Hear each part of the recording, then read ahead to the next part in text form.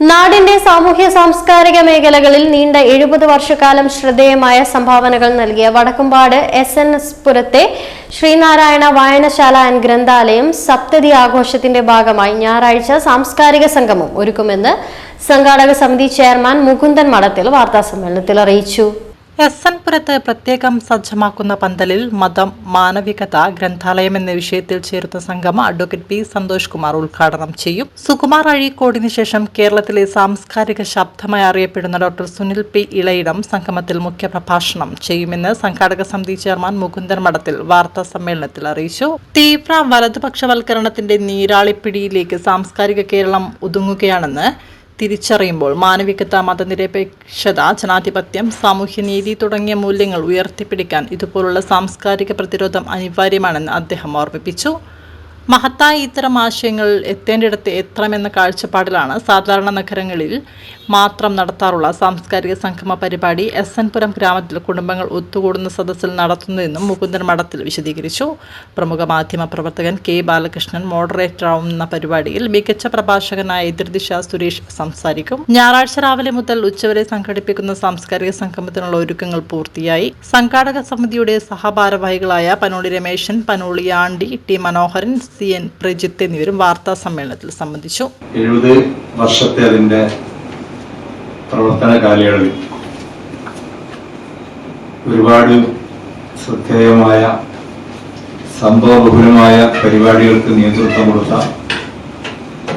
ഒരു വായനശാലയാണിത്. സപ്തതി ആഘോഷത്തിന്റെ ഭാഗമായി ഒട്ടേറെ പരിപാടികൾ നമ്മൾ ആസ്വദിച്ചിട്ടുണ്ട്. അതിന്റെ ഉദ്ഘാടനം നിങ്ങൾക്കെല്ലാം അറിയാം.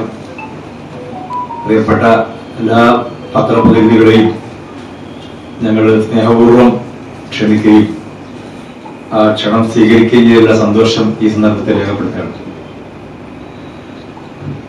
ആ സപ്തദീസ് പരിപാടി ഉദ്ഘാടനം ചെയ്തത് കേരളത്തിലെ പ്രിയപ്പെട്ട എഴുത്തുകാരൻ എം മുകുന്ദനാണ്. അതിനുശേഷം നിരവധി ജനപങ്കാളിത്തത്തോടുള്ള പരിപാടികൾ, സംസ്ഥാന നാടകോത്സവങ്ങൾ, ഒരു പുതുമയുള്ള പരിപാടിയായിട്ട് തെരുവോര പ്രഭാഷണ പരമ്പര, കേവലം വായനശാലയിൽ മാത്രം കേന്ദ്രീകരിച്ച് പരിപാടി നടത്തുന്നതിന് പകരം വ്യത്യസ്ത വിഷയങ്ങളെ അടിസ്ഥാനപ്പെടുത്തി പ്രമുഖരായ പ്രഭാഷകരെ പങ്കെടുപ്പിച്ചുകൊണ്ട് ആ പഞ്ചായത്തിന്റെ നാനാഭാഗത്തും നിരവധി ആളുകൾ പങ്കെടുത്തിട്ടുള്ള ഈ പരമ്പര ഏറെ ശ്രദ്ധേയമായിരുന്നു.